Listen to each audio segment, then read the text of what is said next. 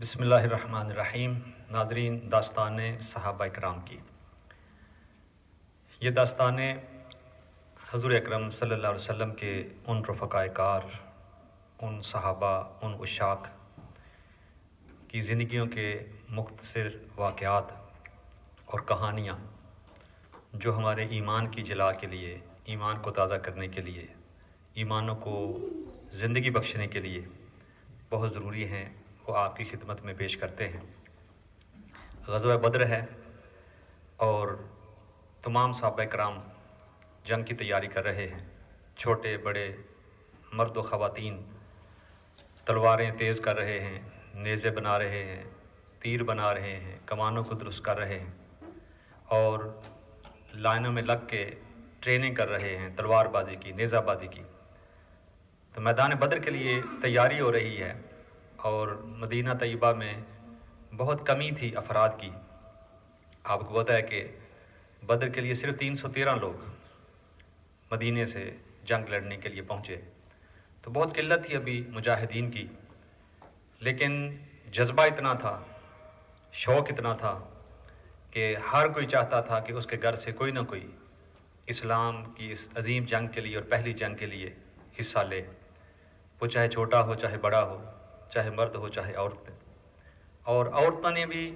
انتہا کر دی محبت کی اور دین کے لیے قربانی کی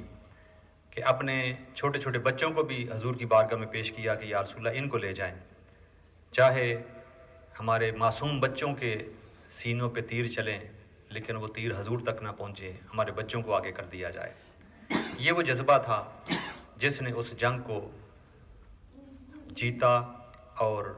پہلی اسلام کی جنگ کامیابی سے ہمکنار ہوئی، جس کو علامہ اقبال نے کہا کہ فضائے بدر پیدا کر فرشتے تیری نصرت کو، فضائے بدر پیدا کر فرشتے تیری نصرت کو،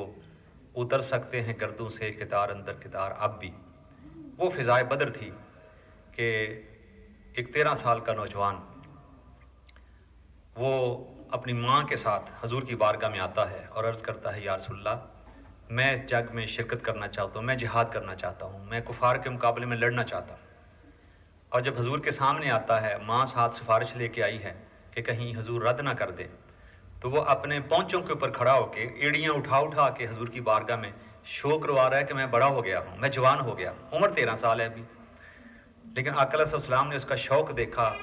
اور حضور صلی اللہ علیہ وسلم کو بڑا پیار آیا، آپ نے اس کو سینے سے لگایا، اس کے سر پہ ہاتھ پھیرا اور فرمایا بیٹا ابھی آپ بہت چھوٹے ہو، ابھی آپ جنگ کے قابل نہیں ہو، ابھی آپ بچے ہو، ابھی جنگ نہیں لڑو، آپ کا شوق اللہ کو قبول ہے، اللہ کے رسول کو قبول ہے۔ لیکن وہ روتا ہوا واپس جاتا ہے اور ننھا سا دماغ سوچ رہا ہے کہ میں کیسے واپس جاؤں اور کیسے حضور کو بتاؤں کہ میرے دل میں کتنا شوق ہے، میں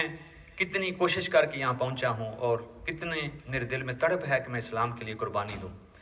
جاتے جاتے پھر ماما سے کہتے ہیں کہ امی جان میں نے 14 صورتیں یاد کر لی ہیں قرآن مجید کی اور میں قرآن مجید لکھ بھی سکتا ہوں، میں پڑھ بھی سکتا ہوں، میں اب جوان ہو گیا ہوں، حضور کو پتہ نہیں کیوں سمجھ نہیں آ رہی کہ میں جوان ہو گیا ہوں اور مجھ سے یعنی آقا علیہ السلام نے بہانہ کر دیا کہ میری عمر تھوڑی ہے۔ تو ماں پھر لے کے واپس آتی ہے حضور کی بارگاہ میں اور عرض کیا یا رسول اللہ زید بن ثابت رضی اللہ تعالیٰ عنہ، حضور یہ بڑا میچور ہے، بڑا سمجھدار ہے، آپ اس سے قرآن تو سن کے دیکھیں۔ آقا علیہ السلام نے ان سے قرآن سنا، وہ 14 صورتیں ان کو زبانی یاد تھیں اور اتنے پیارے انداز سے انہوں نے سنائی کہ جیسے قرآن نازل ہو رہا ہو،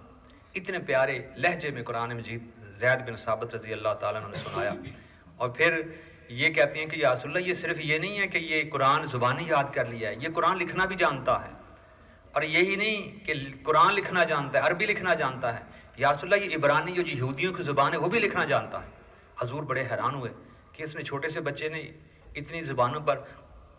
عبور حاصل کر لیا ہے، تو عرض کیا یا رسول اللہ یہ سریانی بھی تھوڑی بہت جانتا ہے، یعنی 3 زبانیں اس 13 سال کی عمر کا بچہ جانتا ہے، کیونکہ اس کو شوق تھا زبانیں سیکھنے کا، اس کو علم کا شوق تھا، اس کو اسلام کا شوق تھا، قرآن سمجھنے کا شوق تھا۔ اور زید بن ثابت جب قرآن پڑھتے تھے تو لوگ آشچ کر اٹھتے، لوگوں کے آنسو نہیں رکتے تھے، اور پھر صرف قرآن پڑھتے ہی نہیں تھے بلکہ قرآن کو سمجھتے بھی تھے اور قرآن کے مسائل بھی ان کا معلوم تھے۔ یہ وہ زید بن ثابت رضی اللہ تعالیٰ عنہ ہیں جب حضور کو پتہ چلا کہ زید بن ثابت لکھنا بھی جانتا ہے اور زبان بھی جانتا ہے، عربی بھی جانتا ہے، عبرانی بھی جانتا ہے، تو آقا علیہ السلام نے فرمایا کہ زید تو میرے ساتھ ہو جا. اور یہ یہودی جب ان سے کوئی بات چیت ہوتی ہے، معاہدہ ہوتا ہے، تو یہ ہمیں سے دھوکہ دیتے ہیں. تو اچھا ہے آپ عبرانی زبان جانتے ہو، اس کے اندر اور مہارت حاصل کرو، اسے اور اچھے طریقے سے پڑھو، اور اچھے طریقے سے سیکھو، تاکہ تمہیں اس کے رازوں کا سب معلوم ہو جائے، اور جب کبھی ہمارا یہودیوں کے ساتھ کوئی معاملہ ہو تو آپ اچھے طریقے سے ڈاکومنٹ کر لیا کریں، لکھ لیا کریں. تو اس طرح آقا علیہ السلام کے کہنے پر حضرت زید بن ثابت کو مزید شوق پیدا ہوا. آپ نے زبان میں پھر مہارت حاصل کر لی، پھر آپ نے عربی تو تھے ہی وہ، اور عربی کے اندر خوب مہارت حاصل کی، ذہین تھے تو علم کے اندر گہرائی اور گہرائی حاصل کی، اور ایک اتھارٹی بن گئے مسلمانوں کے اندر. قرآن کی اتھارٹی، حدیث پاک کی اتھارٹی، دین سمجھنے کی اتھارٹی، عبرانی پہ اتھارٹی، اور انٹرنیشنل معاملات طے کرنے پر اتھارٹی. تو پھر جوں جوں جوان ہوتے ہیں پھر ساری عمر حضور کی بارگاہ میں رہے، اور ہر جنگ میں شریک ہوئے، سائے کی طرح آقا علیہ السلام کے ساتھ ہو گئے. اور وہ جو صفا کے اوپر صحابہ کرام رہتے تھے، پھر ان میں حضرت زید بن ثابت نے رہنا شروع کر دیا، اور دن رات دین سیکھتے، دن رات قرآن سیکھتے، قرآن کو حفظ کر لیا تھا، دن رات مسئلے مسائل سیکھتے اور صحابہ کرام کو بتاتے. یہاں تک کہ چونکہ ذہین تھے، باقی صحابہ کرام بھی وہیں پہ رہتے تھے، لیکن ان کو صحابہ کرام علم کے اندر اپنا استاد مانتے تھے.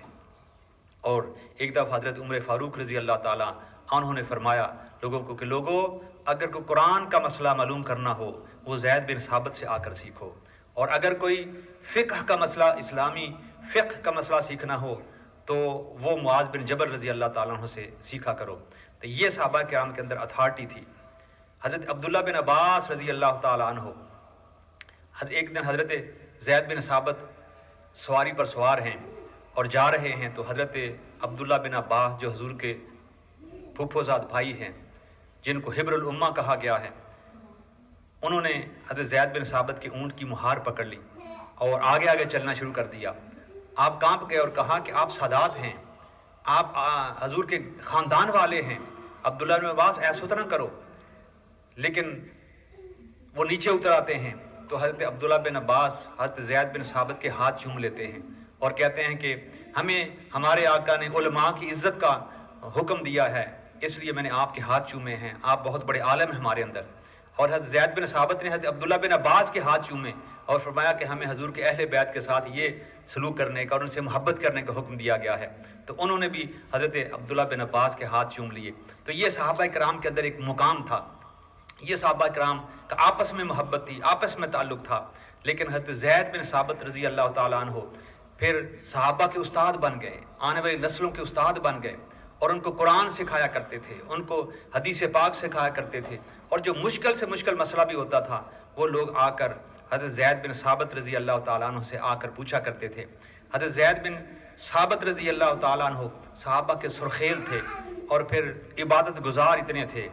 پھر عبادت شعار اتنے تھے، اور عبادت کے اندر ان کو اتنا مزہ آتا تھا، اور قرآن پڑھنے کا ان کا انداز ایسا تھا کہ صحابہ کرام ان سے بیٹھ کر قرآن سنا کرتے تھے، ان سے مسئلے معلوم کیا کرتے تھے، اور وہ بھی صحابہ کرام کو بڑے شوق اور محبت کے ساتھ علم سکھاتے. اور اس طرح اگر حضور اکرم صلی اللہ علیہ وسلم کو کہیں پہ علم سکھانے کے لیے بھیجنا پڑتا تو تقریباً 6-7 صحابہ کرام رضی اللہ تعالیٰ عنہم تھے، ان میں سے حضرت زید بن ثابت بھی تھے جن کو آقا علیہ السلام علم سکھانے کے لیے دوسرے علاقوں میں بھیجا کرتے تھے.